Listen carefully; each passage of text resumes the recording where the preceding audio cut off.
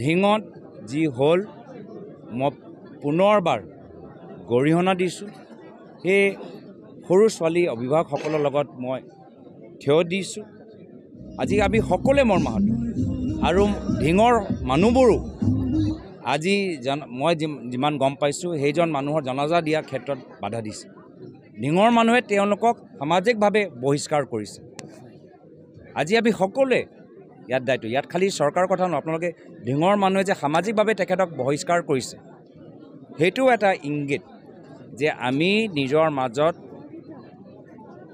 যিকোনো অপৰাধী, এই হিন্দু হওক মুছলমান হওক যিয়ে হওক, আমি অসমীয়া সমাজত অসমীয়া মানুহবোৰ আমি যিকোনো অপৰাধীজনক আমি শৰণ আমি নিদিওঁ।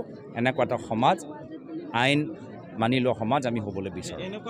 চাওক, আমিতো বিচাৰিছিলোঁ যে সেইজনক আজি কোৰ্টৰ জাজৰ যোগেদি মেক্সিমাম যে পানিছমেণ্ট, আমাৰ আইনৰ মতে যে মেক্সিমাম যে পানিছমেণ্ট, ডেথ পেনাল্টিও যদি হয় তেনেকুৱা এটা মেক্সিমাম পানিছমেণ্ট তেওঁ কোৰ্টৰ যোগেদি তেওঁ পাব। আমি তেনেকুৱা এটা দাবী জনাইছোঁ। আৰু যদি মুখ্যমন্ত্ৰী কোৰ্ট নোহোৱাটো বিচাৰে তেনেকুৱা এটা আইন আনি দিয়ক যে আমাক কোৰ্ট নালাগে, আমাক কোৰ্টৰ বাহিৰে আমি ন্যায় দিবলৈ বিচাৰোঁ।